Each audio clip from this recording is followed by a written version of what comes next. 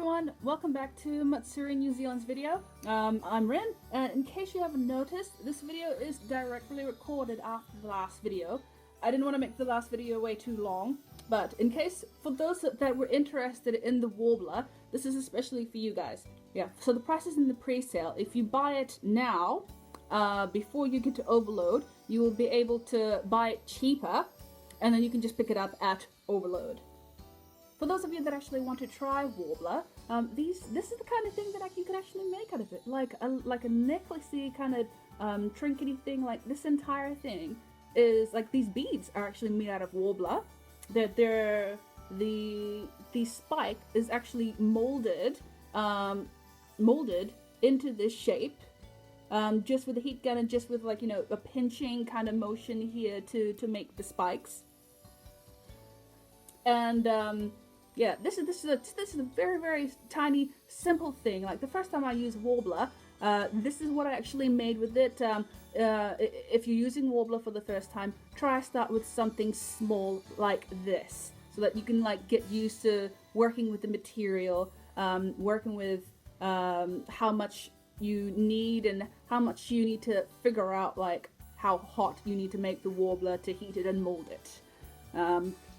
And something bigger that you can also make with Worbla with bigger pieces is something like this. This is actually a belt that I made for the Easter event. This is made entirely out of a Worbla. Like all of this was just cut out and stuck on, and just Worbla to Worbla, because there's one side sticky. There's one side shiny that acts as like a glue that you can glue it onto the Worbla itself, and it will stay once it's heated. Once it's heated, it'll get all sticky, and then stick it to something. It cools down and it'll stay. And if you see on the other side of it, you can see that the Worbla is sticking to itself and it stays. Like this is some sort of like fake leathery kind of thing that I used, but that's all that is actually making the Worbla stick to it. Just Worbla itself.